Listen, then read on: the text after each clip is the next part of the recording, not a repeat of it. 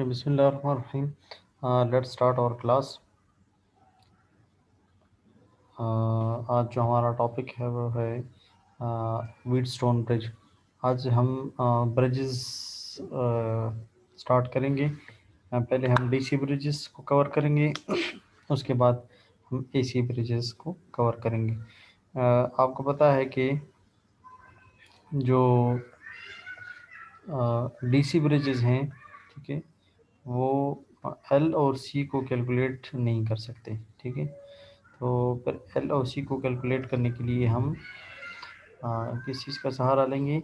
AC bridges का सहारा लेंगे। फिर उसमें इंडक्टेंस होगा या कैपेसिटेंस होगा, जिसकी मदद से हम ये इंडक्टेंस और कैपेसिटेंस की वैल्यू को फाइंड कर सकेंगे। डीसी ब्रिजेस में सिर्फ हम रेजिस्टेंस को फाइंड करेंगे। और जो डीसी ब्रिजेस हैं वो दो हम पढ़ेंगे, एक व्हीटस्टोन ब्रिज और एक कैल्विन ब्रिज। कैल्विन ब्रिज हम इंशाल्लाह कल पढ़ेंगे और आज हम व्हीटस्टोन ब्रिज को कवर करेंगे। सही। कैल्विन ब्रिज में फिर डबल ब्रिज, हम कैल्विन डबल ब्रिज उसको कहते हैं, वो हम पढ़ेंगे। सही। और एसी ब्रिजेस में जो है वो मैक्सवेल ब्रिज है ब्रिज है, और भी बहुत से हैं, तो वो हम इंशाल्लाह इसमें कवर करेंगे। सही। Okay, so let's start with the Wheatstone bridge. Wheatstone bridge is a measuring instrument invented by Samuel Hunter Christite. ये एक ब्रिटिश साइंटिस्ट था और मैथमेटिशियन भी था। इसने 1833 में इसको बनाया था, ठीक है, और popularised by sir Charles Wheatstone in 1943, ठीक है, और इसने इसको पॉपुलर किया था। It is used to measure an unknown electrical resistance. Unknown electrical resistance जो है उसको फाइंड करने के लिए इस्तेमाल किया जाता है। और किस तरह हम करते हैं? बाय बैलेंसिंग टू legs या two arms of the bridge, one leg of which includes the unknown component. Its operation is similar to the original potentiometer, except that in potentiometer circuit the meter is used is a sensitive galvanometer. सही। अच्छा, यहाँ पे यानी ये legs की बात कर रहे हैं, बाज ने इसको आर्म्स का नाम दिया है। इसमें असल में ये 4 आर्म्स होते हैं, ठीक है, या 4 लेग्स होती हैं। ये इस तरह ये ब्रिज बनाता है। सही। और इनमें जो है ये यहाँ पे होता है गैल्वानोमीटर। सही है। तो ये एक आर्म है, ये दूसरा है, ये तीसरा है और ये चौथा है। तो इसमें हम इस साइड वाले आर्म्स को इस साइड के बराबर करते हैं, यानी बैलेंस करते हैं, ठीक है। बैलेंस का मतलब है कि हम इसको क्या करते हैं? इक्वल करते हैं। यहाँ का पोटेंशियल डिफरेंस, यानी गैल्वेनोमीटर के दोनों एंड्स जो हैं इनका पोटेंशियल डिफरेंस सेम हो। अगर इनका पोटेंशियल डिफरेंस सेम होगा तो फिर गैल्वेनोमीटर में से कोई करंट फ्लो नहीं करेगा। आपको पता है कि किसी भी दो पॉइंट्स का अगर पोटेंशियल डिफरेंस सेम होगा तो उससे करंट फ्लो नहीं करेगा। फॉर एग्जांपल ये पॉइंट ए है और ये पॉइंट बी है। सही है। और ये जो पॉइंट है ये पोटेंशियल V1 पे है फॉर एग्जांपल, और ये बी पॉइंट जो है ई पे पोटेंशियल V1 पे है। सो इन दोनों में कोई पोटेंशियल डिफरेंस नहीं है, यानी potential difference V1 minus V1 is equal to 0 है। तो इस वजह से इन दोनों पॉइंट के बीच कोई करंट फ्लो नहीं करेगा। करंट की फ्लो होने के लिए दो शर्तें हैं, एक क्लोज्ड पाथ होना चाहिए और एक पोटेंशियल डिफरेंस होना चाहिए। सही। अगर क्लोज पाथ नहीं है या पोटेंशियल डिफरेंस नहीं है तो फिर करंट फ्लो नहीं करेगा। तो हम इसमें इस तरह की कंडीशन बैलेंस करने का मतलब ये है कि इस पॉइंट पे और इस पॉइंट का पोटेंशियल डिफरेंस सेम करेंगे, तो हम ये कह सकेंगे कि now the bridge is balance, means the two ends of galvanometer have the same potential, so there will be no current flow through the galvanometer, and by this way we can say that the galvanometer is said to be balanced. But after balancing the galvanometer, we will be able to find the unknown resistance. So how? So let's discuss it in detail. It was a brief introduction about the Wheatstone bridge. Now move to the detail. The device uses for measurement of minimum resistance with the help of comparison method is known as Wheatstone bridge. Comparison method से हम इसकी resistance find करते हैं, किस तरह find करते हैं वो बाद में आ रहा है, ठीक है। The value of the unknown resistance is determined by comparing it with the known resistance. तीन इसमें नॉन होती हैं और एक उसमें अननोन होता है। तो इस अननोन को हम इन नोन की मदद से फाइंड करते हैं। किस तरह रेशो हम लेते हैं वो बाद में कैलकुलेशंस में आपको एक्सप्लेन कर दूंगा। The Wheatstone bridge works on the principle of null deflection. Null deflection का क्या मतलब है? नल आपको पता है ज़ीरो को कहते हैं, यानी कोई डिफ्लेक्शन नहीं होगी तब जो है जो अननोन रेजिस्टेंस है उसकी वैल्यू फाइंड होगी, यानी जो वो है वो ज़ीरो पे ही रहे। जो पॉइंटर है गैल्वेनोमीटर का, मैंने अभी आपको बताया कि पोटेंशियल डिफरेंस दोनों पॉइंट गैल्वेनोमीटर के दोनों पॉइंट पे हम पोटेंशियल डिफरेंस सेम रखेंगे। इसकी वजह से करंट फ्लो नहीं करेगा। जब करंट फ्लो नहीं करेगा तो कोई डिफ्लेक्शन नहीं होगी और इसको हम नल डिफ्लेक्शन कहते हैं। The ratio of the resistance are equal, इन इस साइड के रेजिस्टेंस का रेशो और इस साइड के रेजिस्टेंस का रेशो वो बराबर होगा। And no current flows through the galvanometer. क्यों? क्योंकि दोनों एंड पे पोटेंशियल डिफरेंस सेम हमने एडजस्ट किया हुआ होगा। हम इसकी एडजस्टमेंट करेंगे। एडजस्टमेंट हम किस तरह करेंगे? इसमें जो तीन नॉन रेजिस्टेंसेज हैं इनमें एक वेरिएबल रेजिस्टेंस है, तो उस वेरिएबल को हम इस तरह वेरी करेंगे और हम नीडल को देखते जाएंगे। जब नीडल ज़ीरो पे हो जाएगा, नल पे हो जाएगा, तब हम कहेंगे कि now the bridge is said to be balanced. और जब तक ये बैलेंस नहीं होगा तब तक ये पॉइंटर जो है वो ज़ीरो पे नहीं आएगा। इसका मतलब ये है कि कैल्विनोमीटर के दोनों एंड पे अभी पोटेंशियल डिफरेंस है, जिसकी वजह से करंट इसकी तरफ मूव कर रहा है, जिसकी वजह से आपको कुछ ना कुछ वो वैल्यू दे रहा है। सही। The bridge is very reliable and gives an accurate result. In normal condition, the bridge remains in unbalanced condition. आम हालत में ये अनबैलेंस कंडीशन में रहता है, और अनबैलेंस कंडीशन का मतलब यह है कि करंट गैल्वेनोमीटर से फ्लो होगा, that is the current flows through the galvanometer. ये नॉर्मल कंडीशन है, ठीक। When zero current passes through the galvanometer then the bridge is said to be balance condition. तब जाके हम कहेंगे कि ये बैलेंस कंडीशन, और अनबैलेंस कंडीशन में करंट फ्लो होगा। This can be done by, हम बैलेंस किस तरह करेंगे? This can be done by adjusting the known resistances P Q and the variable resistance S. P और एस, पी क्यू एस ये तीनों non resistances हैं, और आर इसमें आएगा, फिगर में आप देखेंगे आर जो है वो अननोन रेजिस्टेंस होगा। मगर पी और क्यू फिक्स रेजिस्टेंसेस हैं और एस जो है ये वेरिएबल रेजिस्टेंस है। इसी एस को हम वेरी करेंगे, जिसकी मदद से हम क्या फाइंड करेंगे? वो अननोन रेजिस्टेंस आर फाइंड करेंगे, ठीक है।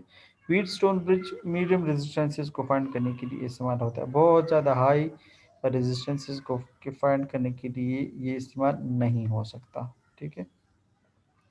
अच्छा, अब इसमें ये देखें, 4 आर्म्स हैं, ठीक है, और पी ये एक आर्म, क्यू ये दूसरा, आर तीसरा और एस फोर्थ। पी भी नोन है, दिस इज नोन, ठीक है। क्यू भी नोन है मगर ये दोनों फिक्स हैं, एस भी नोन है मगर ये देखें वेरिएबल है, और ये जो है ये अननोन है। इसी आर को हम फाइंड करेंगे आफ्टर बैलेंसिंग द गैल्वेनोमीटर। ठीक है, the bridge has 4 arms which consist of 2 known arms, दो उसमें नॉन है, 1 वेरिएबल रेजिस्टेंस है एंड 1 अननोन रेजिस्टेंस है, along with EMF source. EMF source ये ई जो है ईएमएफ सोर्स है जो कि करंट प्रोवाइड करेगा, और एक गैल्वेनोमीटर है जो कि हमें बैलेंसिंग का वो देगा, इंडिकेशन देगा। The EMF supply is attached between point a and c. देखिए ये पॉइंट ए के साथ कनेक्ट है ईएमएफ और पॉइंट सी के साथ कनेक्ट है, and the galvanometer is connected between point B and D. Galvanometer जो है वो पॉइंट बी और डी के बीच कनेक्ट है। The current through the galvanometer depend on the potential difference across it. इसके अक्रॉस जो पोटेंशियल डिफरेंस है यानी बी और डी का पोटेंशियल डिफरेंस अगर सेम होगा तो इसमें करंट फ्लो नहीं करेगा, यानी करंट I1 आएगा तो इस तरह नहीं आएगा बल्कि सीधा I3 की तरफ चला जाएगा। क्यों? क्योंकि इसका यहाँ पे पोटेंशियल डिफरेंस सेम है, तो जब पोटेंशियल डिफरेंस सेम है तो इस यहाँ पे करंट नहीं आएगा, तो ये यहाँ से तो करंट फ्लो होगा क्योंकि ईएमएफ सोर्स है, वो यहाँ पे आएगा तो डिवाइड हो जाएगा, I1 और I2 में डिवाइड हो जाएगा। मगर जब ये बैलेंस नहीं होगा तब I1 का कुछ करंट यहाँ पे आएगा, कुछ यहाँ पे आएगा, फिर जब ये बैलेंस हो जाएगा तो I1 का करंट सीधा का सीधा I3 की तरफ चला जाएगा और I2 का करंट सीधा का सीधा I4 की तरफ चला जाएगा। ठीक है, ओके। सो ये अब हम पढ़ते हैं वर्किंग ऑफ द गैल्वेनोमीटर। ठीक है, the bridge is in balance condition when no current flows through the coil or the potential difference across the galvanometer is zero। जब galvanometer के across potential difference zero होगा तो उसमें से current flow नहीं करेगा। This condition occurs when the potential difference across A to B and A to D are equal। A to B and A to D, A to B and A to D are equal। ठीक है, and C to D and the potential difference across B to C and C to D, ये वाला B to C and C to D, यानी इस side वाला bridge के इस side potential difference और इस साइड जो पोटेंशियल डिफरेंस है, ठीक है, वो सेम हो तब जाके यहाँ का और यहाँ का पोटेंशियल डिफरेंस सेम होगा। सही है। The current enters into the galvanometer divides into I1 and I2 and their magnitude remain the same। ये देखिए यहाँ से आएगा, ठीक है, तो ये I1 और I2 में डिवाइड हो जाएगा। सही, अगर यहाँ पे अगर ये पोटेंशियल डिफरेंस सेम होगा तो फिर यहाँ पे नहीं जाएगा, ठीक है, बल्कि वो सीधा इधर ही आ जाएगा।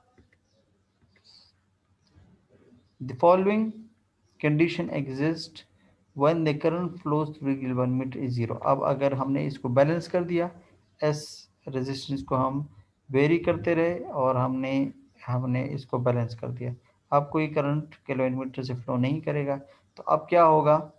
अब ये होगा कि I1 P voltage drop across P resistance is equal to voltage drop across R resistance.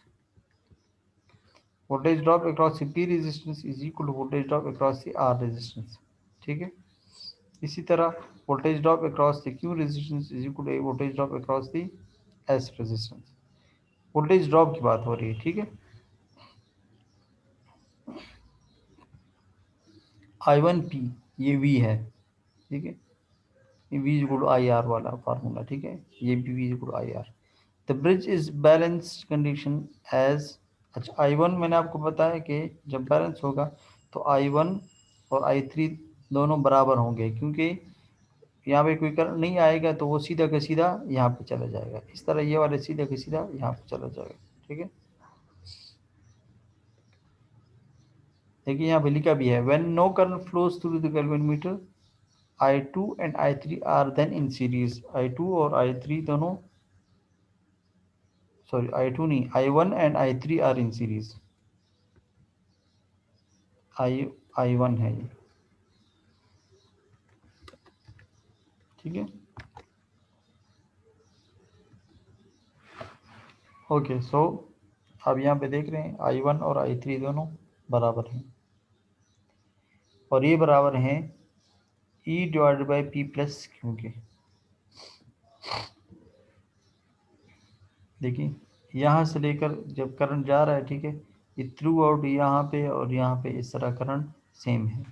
तो अगर हम यहाँ पे इसके लिए वोल्टेज ड्रॉप फाइंड करना चाहें, तो आपको पता है कि इस पॉइंट के क्रॉस और इस पॉइंट के क्रॉस ई कनेक्ट है, तो ई डिवाइडेड बाय ये टोटल रेजिस्टेंस, ये आई होगा, यानी I1 या I3 ये दोनों तो बराबर हैं, ठीक है, ये दोनों बराबर होंगे V डिवाइडेड बाय, या यहाँ पे E है, E डिवाइडेड बाय, और रास्ते में ये दोनों रेजिस्टेंस आ रहे हैं और दोनों सीरीज में हैं। तो जब दोनों सीरीज में होते हैं तो आपको पता है वो दोनों हम ऐड करते हैं। वो सीरीज में क्यों है, क्योंकि यहाँ पे कोई करंट फ्लो नहीं कर रहा, इसलिए ये दोनों सीरीज में है, इस तरह सिंपल। इस तरह ये दोनों भी सीरीज में है, इस तरह, ठीक है। और इन ये दोनों इस तरह असल में इस तरह का शेप बनाएंगे। अगर मैं आपको सिंपल बनाऊं, ये ठीक है, और ये पैरेलल में ये वाला, ठीक है, और ये पैरेलल में कनेक्ट है, ये ई। अब आपका आसान होगा, ये पी है ये वाला, और ये क्यू है, ठीक है, ये वाला आर है, और ये वाला एस है, वेरिएबल रेजिस्टेंस। अच्छा, यहाँ पे कोई करंट फ्लो नहीं कर रहा, तो इसलिए ये दोनों भी सीरीज में है और ये दोनों भी। अब यहाँ पे वोल्टेज कितना है, यही ई अप्लाई है ना दोनों के लिए, क्योंकि पैरेलल में है। तो इस आर्म के क्रॉस भी ई और इस आर्म के क्रॉस भी, अगर मैं ये करंट फाइंड करना चाहूँ तो इसको मैं I1 या I3 कोई नाम दे सकता हूँ, ठीक है। तो किसके बराबर होगा, वोल्टेज अक्रॉस दिस जो कि ई के बराबर है, divided by the sum of the resistances, क्योंकि ये सीरीज में है तो इस तरह, ठीक है। इस तरह ये I2 और I4, ठीक है, ये वाला, ठीक है। तो ये भी E डिवाइडेड बाय ई, इसके क्रॉस भी अप्लाई है, divided by R plus S, ठीक है। तो ये R प्लस S हो जाएगा ऐसा। ये देखें I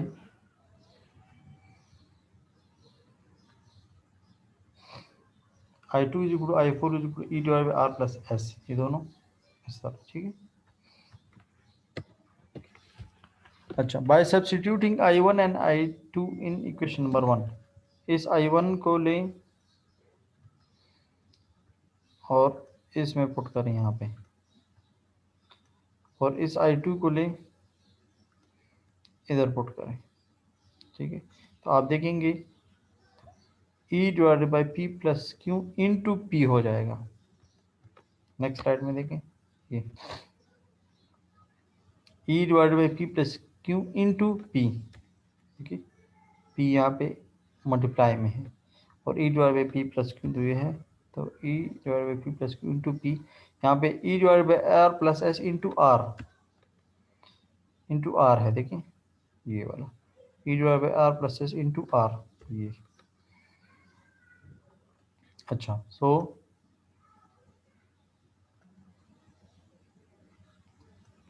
अब इक्वेशन को क्रॉस मल्टीप्लिकेशन, ठीक है, क्रॉस मल्टीप्लिकेशन करें, क्योंकि हमने एक इसमें 2 दफ़ा पी है, ये देखिए यहाँ पे भी है और यहाँ पे भी है, इसी तरह 2 दफ़ा आर भी है, यहाँ पे भी है और यहाँ पे भी है। इनको एक बनाना है, ठीक है। तो इनको एक बनाने के लिए हम क्या करते हैं, पहले हम क्रॉस मल्टीप्लिकेशन, तो पी को इसके साथ मल्टीप्लाई किया आर प्लस आर को इसके साथ मल्टीप्लाई किया, ठीक है। फिर ब्रैकेट को सॉल्व किया, पी को इसी के साथ मल्टीप्लाई किया और इसके साथ मल्टीप्लाई किया, इस तरह आर को इसके साथ मल्टीप्लाई किया और इसके साथ भी मल्टीप्लाई किया। तो P R plus P S is equal to R P into R. अच्छा, आर पी या पी आर यहाँ पे भी है और यहाँ पे भी है, इसको इधर ले आए तो माइनस हो जाएगा, P R minus P R, P R या आर पी एक ही बात है, ठीक है। ये दोनों ज़ीरो हो जाएंगे, ठीक है। तो क्या रह जाएगा, पी एस यहाँ पर रह जाएगा और आर क्यू यहाँ पर रह जाएगा। तो पी और आर दो दफ़ा थे तो अब एक दफ़ा बन गया, ठीक है। अच्छा, अब ये एक इक्वेशन आ गई है, सही। और अब हम इससे आर फाइंड कर सकते हैं। पी भी नोन है, एस भी नोन है, क्यू भी नोन है, एक ही अननोन है, वो है आर। तो इस आर को फाइंड करने के लिए क्यू को इधर भी डिवाइड करें, क्यू को इधर भी डिवाइड करें, हमारे पास क्या आ जाएगा, P S divided by Q, P S divided by Q. ये वो इक्वेशन है जिससे आप आर की वैल्यू को फाइंड कर सकते हैं, सही। सर ये हमारे साथ I2 करंट था ना, जिस तरह आपने कहा था कि I1 और I2 हमारे साथ उसकी वोल्टेज ड्रॉप हमारे साथ इक्वल होगी, हाँ हाँ, तो ये बिल्कुल वही आर है। बिल्कुल, ये वही आर है, ये वाला, ठीक है। और सर सर्किट में तो ये पहले से लगा हुआ एक रजिस्टर था, तो क्या ये हमारे साथ लोड का रजिस्टर कंसिडर किया जाएगा नहीं नहीं, ये या एक उसकी मेजरमेंट की? नहीं नहीं, अननोन रेजिस्टेंस है, ठीक है। अगर आप यानी आप कोई डब्बे में बहुत से रेजिस्टेंसेस पड़े हैं, आपको पता ही नहीं है कि जी इसकी रेजिस्टेंस कितनी है, तो आप यहाँ पे लगाएं, ठीक है। इस ब्रिज में इसी जबकि में। आपको पी क्यू और जो एस, हमने फाइंड करना है सर वो। हाँ, ये जो है हाँ आपको ठीक नोन है। हो, और जिसको आपने फाइंड करें वो यहाँ पे लगा दें, कोई भी ओके रेजिस्टेंस सर, नहीं, ठीक है। तो फिर जो है इस तो तरह दिस की मेथड हम कर कैलकुलेशन, सकते हैं। हाँ, तो इस तरह की कैलकुलेशन करें, तो पी एस और क्यू की वैल्यू पुट करें, इससे आपको आर की वैल्यू आ जाएगी, ठीक है। ठीक है मगर ये सर। प्रोसीजर ये है कि आपने इसको पहले बैलेंस करना होगा, अगर बैलेंस नहीं किया तो फिर इस तरह बैलेंस करने से एस की वैल्यू पता लग जाएगी, क्योंकि एस तो वेरिएबल है। तो एस की वैल्यू जब आप बैलेंस करेंगे तब एस की वैल्यू आ जाएगी कि ये अब कितने पर रुक गई है, सही। हाँ सर, इस वेरिएबल की थोड़ी समझ ये नहीं आ रही थी। वेस्टर्न ब्रिज में तो सर मेरे ख्याल से तीन है सर कि समझ चार वो होते हैं, मीटर्स होती हैं। क्या होते हैं, चार क्या होते हैं? तीन चार वैल्यूज मेरे ख्याल से देते हैं, एक टेंस में एक हंड्रेड्स में मेरे ख्याल से देते हैं सर, जितना मैंने देखा था। नहीं नहीं, वो केल्विन ब्रिज में होता है, ठीक ठीक। है सर। हाँ, वो केल्विन, वो उसमें तीन वैल्यूज हम लेते हैं, वो हम कल इंशाल्लाह पढ़ेंगे, सही। और सर जरा इस वेरिएबल रजिस्टर के हाँ बारे में जरा बताइए हाँ, सर। देखें, ये मैं आपको ये बता रहा था कि अब आप यहाँ पे P और Q की वैल्यू, तो फॉर एग्जांपल P की वैल्यू फिक्स है, वो है 10 ओहम फॉर एग्जांपल, ठीक है। और Q की वैल्यू भी फिक्स है, वो है 50 ओहम। मगर S की वैल्यू फिक्स नहीं है, S का एक रेंज होगा 0 से लेकर 100 तक। अब मैं यहाँ पे क्या वैल्यू पुट करूँ S के लिए, ठीक है। S की आपने वो वैल्यू पुट करनी है जिसके लिए गैल्वेनोमीटर का डिफ्लेक्शन करंट 0 हो जाए।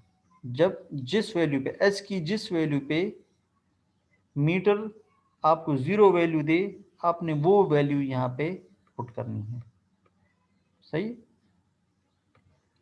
यानी अगर कोई कहे कि मुझे P की वैल्यू भी गिवन है, ये Q की वैल्यू भी गिवन है, सर, अगर कोई कहे मुझे P की वैल्यू भी गिवन है, Q की वैल्यू भी गिवन है, ऐसे ये फार्मूला है, तो फिर मैं ये पूरा एक्सपेरिमेंट क्यों करूँ? नहीं, ये आपने एक्सपेरिमेंट S को फाइंड करने की, S को एडजस्ट करने के लिए करना होगा। यहाँ पे हम वेरी करें ताकि यहाँ पे पोटेंशियल डिफरेंस सेम हो जाए, ये बैलेंस हो जाए। बैलेंस करने के लिए S का रोल यूज होगा, सही है, सही है सर। जी सर। ठीक। तो जिस वैल्यू पे S की वैल्यू अगर मैं 0 लूँ तो वो बैलेंस नहीं हो रहा, फिर मैं वैल्यू जो है वो इस तरह आहिस्ता आहिस्ता बढ़ाता जा रहा हूँ, बढ़ाता जा रहा हूँ, ठीक है, और वो बैलेंस नहीं हो रहा, तो फिर मैं 10 लेता हूँ, फिर मैं 20, इस तरह 30। फॉर एग्ज़ाम्पल S की वैल्यू जब मैंने 65 ओहम ली, तब ये बैलेंस हो गया, तो अब S की ये 65 की वैल्यू में लिख लूँगा। अब जब आप सर आर ये की, किस्म से हाँ वजन हम करते हैं जब किसी चीज की, तो जी, थोड़ा थोड़ा डाल के देखते हैं कि जब कल सेम हो जाए तब उसके बाद हम जिस तरह गैस को हम तोलते हैं सिलेंडर में, हाँ बिल्कुल बिल्कुल पहले बिल्कुल उसका वजन बराबर करते हैं। बिल्कुल बिल्कुल बिल्कुल इस तरह का उसको 0 पे ले आना होता है सर हमें। जीरो पे लाना होता है, बिल्कुल इसी तरह ही, बिल्कुल ठीक है, तो ऐसा ही है। अच्छा, सो आगे बढ़ते हैं हम।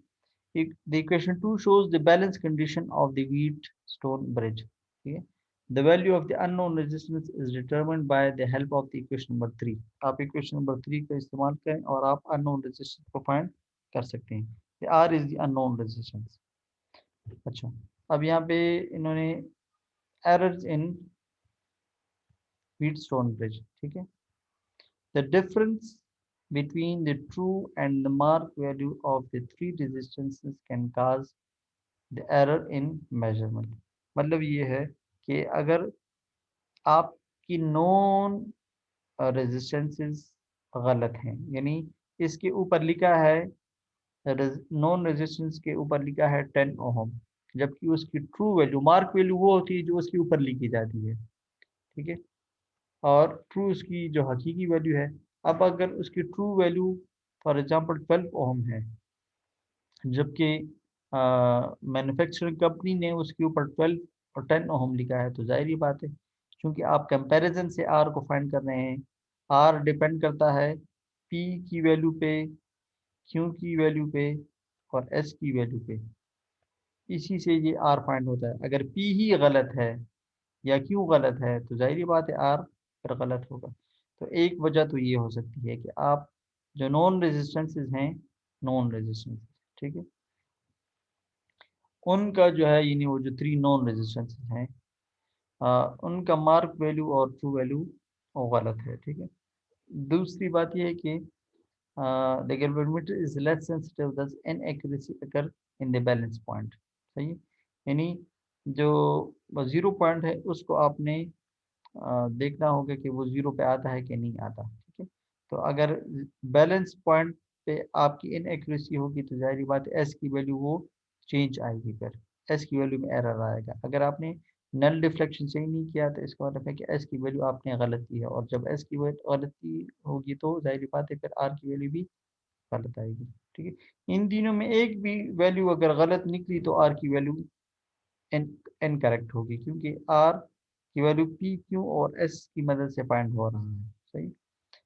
The resistance of the bridge changes because of the self heating which generates an error. अच्छा, इस तरह भी हो सकता है कि इसके ऊपर 10 ओहम लिखा था, मगर आप एक्सपेरिमेंट कर रहे हैं, बाहर की हीट है या लेबोरेटरी की हीट है या आप लोड लोड की वजह से कोई हीट प्रोड्यूस हो, वॉट एवर, किसी वजह से भी हीट प्रोड्यूस हो गई है, तो आपको पता है कि हीट से इसकी रेजिस्टेंसेस बढ़ सकती है।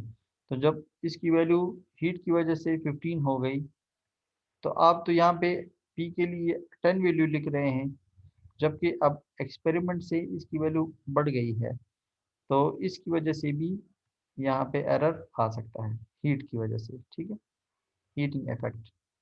Okay, the thermal EMF cause serious trouble in the. अच्छा, अब ये तो heating effect of the resistance था, अब यहाँ पे heating effect of the EMF है, यानी बैटरी गर्म हो गई है। बैटरी गर्म होने की वजह से अगर उसमें कोई इस तरह का ट्रबल हो सकता है, ठीक है, ईएमएफ की वजह से। The error from the observer, observer में गलत रीडिंग ली है, रीडिंग और by finding the null point, वो ये समझा कि ये 0 हो चुका है, जबकि वो 0 नहीं हुआ, वो अभी 0.5 पे था, और वो ये समझा कि अब ये 0 हो चुका है। तो अब ये किसकी गलती है? ना रेजिस्टेंस की गलती है, ना किसी और की, ना हीट की, बल्कि ऑब्जर्वर की अपनी गलती है। वो 0.5 को नल पॉइंट समझ बैठा, सही, यानी वो साइड से रीडिंग ले रहा है, आपको पता है, या दूर से रीडिंग ले रहा है। जब आपने रीडिंग लेनी होगी तो बिल्कुल अपने आई को इसके ऊपर लाना होगा, ठीक है, तब वो सही रीडिंग देगा। अगर आप यहाँ से रीडिंग ले रहे हैं या यहाँ से साइड से या दूर से रीडिंग ले रहे हैं तो वो गलत हो सकता है। तो एक वजह जो है वो जो ऑब्जर्वर है, जो रीडिंग ले रहा है, उसकी गलती की वजह से ये हो सकता है, ठीक है। लिमिटेशंस क्या है? The Wheatstone, एक ब्लेंडर है। जी बिल्कुल, वो ब्लेंडर हो सकता है, ठीक है। जी The sir. Wheatstone bridge gives inaccurate reading if it is unbalanced. ये एक इसकी लिमिटेशन है, जब तक कि वो बैलेंस नहीं होगा व्हीटस्टोन ब्रिज आपको करेक्ट वैल्यू नहीं देगा, ठीक है। ये एक इसकी लिमिट है। The Wheatstone bridge measure resistance from few ohm to mega ohms, ठीक है। मेगा ओहम से ज़्यादा ये आपको मेजरमेंट नहीं दे सकता है, तो ये भी इसकी एक लिमिटेशन है, ठीक है। The upper range of the bridge can be increased with the help of an applied voltage. आप मेगा ओम को वो कर सकते हैं, बढ़ा सकते हैं इसकी रेंज को, अगर आप अप्लाइड वोल्टेज को बढ़ाएं, सही। तो अगर आपके पास अप्लाइड ईएमएफ हाई रेंज का नहीं है, तो भी ये इसकी लिमिट है कि फिर आप हाई रेंज की मेजरमेंट नहीं कर सकते, सही। The Wheatstone bridge is more sensitive when all their resistances are equal और their ratio is unity, ठीक है। जब इनकी रेशियो जो है वो यूनिटी हो जाएगी, तब जो है यानी क्या होगा कि इसकी सेंसिटिविटी बढ़ जाएगी, ठीक है। यानी R1 और R2 is equal to R3 over फहीम। ये आप क्या कर रहे हैं, ये आप क्यों मार्क कर रहे हैं? अच्छा, इन दोनों का रेशियो जाहिर बात है यहाँ से भी 1 आएगा और यहाँ से भी 1 आएगा, ठीक है। और देयर रेशियो इज यूनिटी, अगर ये बराबर होंगे, ठीक है, तो इस केस में फिर ये इसकी सेंसिटिविटी और भी बढ़ जाएगी, सही है। अब अगर आपको कोई न्यूमेरिकल दिया जाए जिसमें पी की वैल्यू भी गिवन हो, क्यू की वैल्यू भी गिवन हो, आर की एस की सॉरी आर की नहीं, पी क्यू और एस की वैल्यू गिवन हो, तो आप आर की वैल्यू आसानी से फाइंड कर सकते हैं, ठीक है। जी सर। अच्छा, जी तो सर। हाँ, तो ये जो है यानी इस तरह के कुछ एग्जांपल्स आपको पेपर में आ सकते हैं, ठीक है। ठीक है सर। जी सर।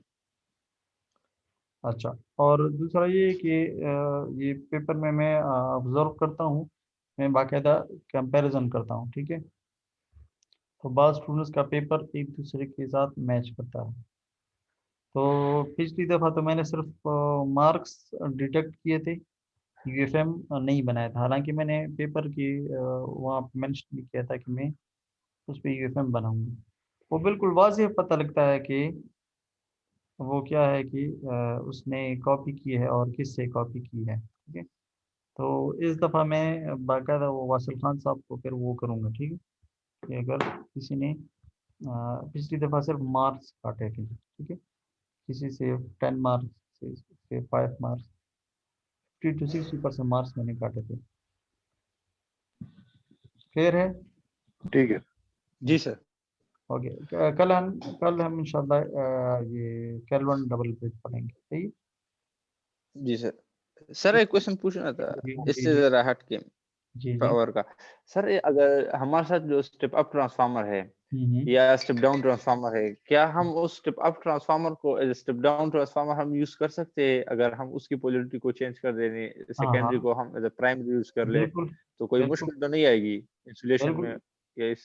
देखिए ये ट्रांसफार्मर है, ठीक है, जी इसमें कोई प्राइमरी और सेकेंडरी नहीं होता, सही है। बिल्कुल सर। तो जिसको हम सप्लाई दे रहे हैं वो हमारा प्राइमरी, अब फॉर एग्जांपल इसमें है 10 टर्म्स फॉर एग्जांपल, जी सर। और इसमें है 100 टर्म्स, ठीक है। जी सर। तो इसमें कोई भी प्राइमरी और सेकेंडरी नहीं है, ये हम पे डिपेंड करता है। जिसको हम सप्लाई दे ठीक है रहे सर। हैं इन, वो हमारा प्राइमरी होगा, और जिससे हम सप्लाई ले रहे हैं यानी आउट, वो है हमारा सेकेंडरी, ठीक है। तो आप जी सर। एक ही ट्रांसफार्मर को आप स्टेप सर अप मैं के तौर पे भी इस्तेमाल कर सकते हैं और स्टेप डाउन के तौर पे भी इस्तेमाल कर सकते हैं। स्टेप अप के तौर पे यानी इसलिए कोई इस्तेमाल इंसुलेशन करेंगे। वगैरह की सर मैं एरर एक नहीं बात आएगी? कहूँ। जी जी जी जी, आदिल। सर سر زه یو خبره وکم زه به سر دې لږ کلیر پوه کم په ټرانسفارمر باندې हाँ सही है हुआ है موجب د ټرانسفارمر داسې کنه ته کې سټپ اپ او سټپ ډاون لکه او دې ته د وایندینګ ته کوره کنه کم وایندینګ ته کم ولټیج ته پښه اوس لکه ستا سټپ اپ د پاره ته دا یوز کو ته د 220 ورکنه دا به एकदम سوځي نو ته به دا په سیریز باندې چې کې چې دا خو آیا لیټ زیات نه بلې کنه نو ته به دا داسې چې کې د وایندینګ به ته کې د خپل فارموله کیلکولیشن پکې چې د دې مطلب ته کم بجلی ورکې سپلای ورکې نو ته به دا وایندینګ کو چې دا څومره ولټیج د پاره نو ته به دا ولټیج مطابق سپلای ورکې کته غي نه کم ورکې نو بیا به دا اوټپوټ باندې ولټیج کم وباسي کته دې له زیاته ورکې نو دا به بیا دا کم وایندینګ چې دا بس وځي او شور به زیات کوي हाँ دا شو کې موږ به دا میټینګ لیو کو تاسو ونه آنلاین شو جو بل کوی کې صحیح ده सर सही है सर Sorry, clear है sir. सर ما सर सिर्फ दी ना, ना, सर ना। ما یو تاسو بل کولو نه نه دا خو خیر ما پاسه غپ کیو सर ما مزاق सर इंसुलेशन पर मानना होगा सर نه ډېر خپل ایکسپلینیشن دا ورکو ما مزاق کې دا خبر وکړه جی ها کوېسچن وکړه سر اصل کې زه پریکټیکل سر ما سر د سولر بارو کې تاسو ته انفارمیشن شته واوښته به ته کوېسچن وکړه نو کو راته نو ورته ووم جی وای سر سولر سر موږ د سولر انسټالیشن کوو کنه نو په دې باندې موږ د سولر ته کم انورټر موږ لا ګورې نو دې باندې موږ एकदम چې کم لوډ واچو کنه نو هغه دا نه پک کوي لکه مطلب بغیر بیټرانو نه سپورټ کوي نو دې د پر آیا موږ څه کپاسټر یوز کولای شو سولر ته چې دې مطلب هغه ولټیج دا ډراپ کوي نو دا موږ لا एकदम لوډ مو چته یو ګوره مطلب اوس موږ په دې باندې 2 هرتز لکه 2 کیلو واټ لوډ واچو کنه هغه سولر خو एकदम 2 کیلو واټ نه چتی اکل 1000 تلار شي بیا 1000 نه ول بیټرانو نه لوډ واري او هغه نه پس بیا سولر شروع شنه بیا بیټرانو دوباره ډیسکنیکټ شي نو دې لپاره سهل شته ها اول خدای چې میټینګ یو منټ پاتې ټیک شو زه زر زر دغه در کوم اصل کې انورټر چې دی کنه هغه کې خپل لوسز کیږي هغه اټ سیلف ایز ا لوډ استعماليږي جی ٹھیک شو هغه هم لګته ایکسټرنل لوډ ورسره لګي کنه انورټر هم ستا آی کې لوسز کیږي نو چې کم سیس کې لوس کیږي هغه ایز ا لوډ استعماليږي نو چې ته کم وولټیج راځي ٹھیک شو کم پاور جنریټ کیږي سولر پینل نه ٹھیک ده آی کې ټول پټول لوډ تنزي یا ټول پټول بیټر تنزي هغه کې سنا چې دی دغه تمزي د سنا د دغه تم د انورټر کې